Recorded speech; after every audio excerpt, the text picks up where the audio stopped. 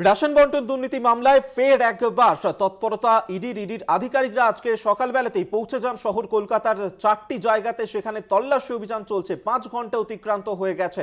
একদিকে যেমন সল্টলেকের সেক্টর 5 সেখানে তল্লাশি অভিযান চালাচ্ছেন ইডির আধিকারিকরা, অন্যদিকে কলিন স্ট্রিট তার পাশাপাশি চৌরঙ্গি মার্কুই স্ট্রিট সেখানে ইডির আধিকারিকদের তল্লাশি অভিযান চলছে। 4টে জায়গার ছবি একই সঙ্গে আপনাদের সামনে আমরা তুলে ধরছি। এই মুহূর্তে কলিন স্ট্রিটে আপনাদেরকে নিয়ে যাই। শুভঙ্কর মণ্ডল আমাদের সঙ্গে এই মুহূর্তে রয়েছেন সেখান থেকে প্রতিনিধি। শুভঙ্কর, যে বিষয়টা তোমার কাছে জানতে চাইবো যে এই রেশন বন্টন দুর্নীতি মামলাতে ফের একবার তৎপরতা ইডির আধিকারিকদের আজ সকাল থেকেই তল্লাশি অভিযান চলছে। তুমি যেখানে রয়েছো সেই কলিন স্ট্রিটে এই মুহূর্তে কি আপডেট পাচ্ছ? এই সংস্থা কিভাবে জড়িত রেশন বন্টন দুর্নীতির সঙ্গে, এবং এখনো পর্যন্ত কি কোনো তথ্য উঠে এলো ইডির হাতে? কি তথ্য পাচ্ছ?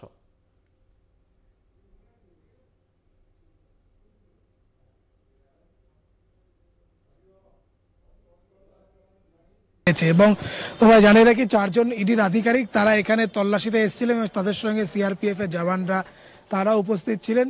ভেতরে বাইরে এবং বাইরে পুলিশের যে দল সেই দল মোতায়েন রয়েছে স্থানীয় থানার। তোমায় জানিয়ে রাখি যে মূলত রেশন বন্টন দুর্নীতি নিয়ে যখন বাকিবুর রহমান সে সঙ্গে সঙ্গে প্রাক্তন খাদ্যমন্ত্রী জ্যোতিপ্রিয় মল্লিক জেলের বা বলা যেতে পারে এই মুহূর্তে কিন্তু যে রেশন বন্টন দুর্নীতি নিয়ে মামলা চলছে সেখানে দাঁড়িয়ে তারপর গ্রেফতার হন শঙ্কর আড্ডো, বনগাঁ পুরসভার প্রাক্তন চেয়ারম্যান, এবং সেইখান থেকে বেশ কিছু তথ্য তাদের হাতে আসে যেখানে কিন্তু এই শঙ্কর আড্ডোর 90টির মতো ফরেন কারেন্সি এক্সচেঞ্জ কোম্পানি যার মাধ্যমে বিদেশে টাকা পাঠানো হতো, বিদেশি মুদ্রায় কনভার্ট করে টাকা পাঠানো হতো, এরকম প্রায় 20,000 কোটি টাকা পাঠানো হয়েছে বিদেশে। কালো টাকা সাদা করা হয়েছে, মূলত রেশনের সঙ্গে জড়িত সেই টাকা, এরকমটাই সন্দেহ। এবং ইডি আধিকারিকরা সেই কারণে কিছুদিন আগে এই 112 নম্বর কলিন স্ট্রিটের এই অফিসের সামনে যেখানে আমি রয়েছি, যেই অফিসের নাম কিন্তু ত্রিনয়নী যে ফরেন এক্সচেঞ্জ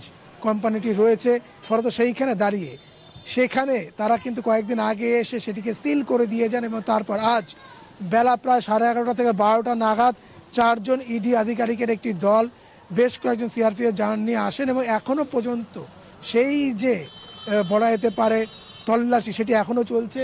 পেছনে সিআরপিএফের যারা জওয়ান রয়েছে তারা, আমি একটু দেখাই, এখনও পর্যন্ত কিন্তু ভেতরে মোতায়েন রয়েছে, মাথায় লোহার টুপি, হাতে সিনথেটিক রুল, সে সঙ্গে শিল্ড, যাবতীয়টা কিন্তু এই মুহূর্তে এখানে তাদের হাতে রয়েছে। এবং তোমায় জানিয়ে রাখি যে সকাল থেকে যে তল্লাশি শুরু হয়েছিল, যে তল্লাশি এখনো পর্যন্ত তারা চালিয়ে যাচ্ছেন। মূলত এই যে ফরেন কারেন্সি এক্সচেঞ্জ বা বলা যেতে পারে এই যে এক্সচেঞ্জ কোম্পানি খোলা হয়েছিল, সেই কোম্পানি থেকে হাত ঘুরে প্রচুর টাকা বাইরে গিয়েছে বলেই কিন্তু অভিযোগ উঠেছে। এবং সেই কারণেই ইডি আধিকারিকেরা এখানে তল্লাশি চালাচ্ছেন। এবার এখানে স্বাভাবিকভাবে যেসব মেশিনারিজে কাজ হতো, যেসব মেশিনারিজ দিয়ে এই কাজগুলো করা হতো, বিশেষ করে কম্পিউটার, হার্ড ডিস্ক থেকে সঙ্গে ল্যাপটপ, এবং সেই সঙ্গে সঙ্গে হার্ড কপি বা কোনো নথি যদি থাকে সেই নথিগুলোও কিন্তু সার্চ ইডি আধিকারিকেরা করছে।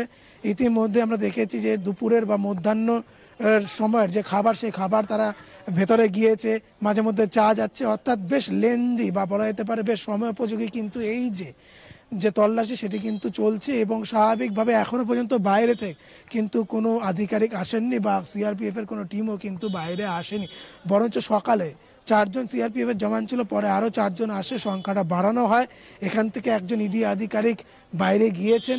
এবং স্বাভাবিকভাবেই কিন্তু এখনও পর্যন্ত যে তল্লাশি সেই তল্লাশি কিন্তু জোর কদমে ভেতরে চলছে বলে আমরা জানতে পারছি। ফার্দার যে আপডেট থাকবে অবশ্যই আমরা জানাবো। তবে রেশন বন্টন দুর্নীতি নিয়ে কিন্তু ইডি আধিকারিকদের যে তল্লাশি, বিশেষ করে সন্দেশখালী ঘটনা থেকে বা তার ঠিক 10 দিনের মাথায় কিন্তু এই তল্লাশি প্রক্রিয়া বা এই তল্লাশি কিন্তু চলছে। এবং সেইখানে দাঁড়িয়ে স্বাভাবিকভাবেই কিন্তু নিরাপত্তার দিকটাও তারা মাথায় রেখেছেন। ভেতরে যেরকম সিআরপিএফ জওয়ানরা মোতায়েন রয়েছে, বাইরেও কিন্তু পুলিশ, স্থানীয় থানার পুলিশ তারা মোতায়েন রয়েছে, কেননা তাদের তিক্ত অভিজ্ঞতা রয়েছে। সিআরপিএফ বিশেষ করে ইডির যে সন্দেশখালীতে গিয়ে সেখানে কীরকম ধরনের অভিজ্ঞতা তারা সম্মুখীন হয়েছিল, আক্রান্ত হতে হয়েছিল, এবং এখানে যাতে কোনো রকম সেই ধরনের সমস্যা না হয় তার জন্য কিন্তু বাড়তি ফোর্স বাইরে যেরকমভাবে মোতায়েন রয়েছে, ভেতরে কিন্তু যে তল্লাশি খানা তল্লাশি সেটি কিন্তু জোর কদমে ভেতরে চলছে বলেই মনে করা হচ্ছে। অভিজ্ঞ একেবারেই শুভঙ্কর, অবশ্যই এই ঘটনার দিকে তো আমাদের নজর থাকবে যে ইডি কতক্ষণে বেরোয় এই ফরেক্স এক্সচেঞ্জ সংস্থা থেকে এবং কি কি তথ্য আজকে ইডির হাতে উঠে আসে, অবশ্যই সেদিকে নজর থাকবে। আপাতত ধন্যবাদ শুভঙ্কর তোমায়, এতক্ষণ সরাসরি কলিন স্ট্রিট থেকে আমাদের সঙ্গে ছিলেন প্রতিনিধি শুভঙ্কর মণ্ডল।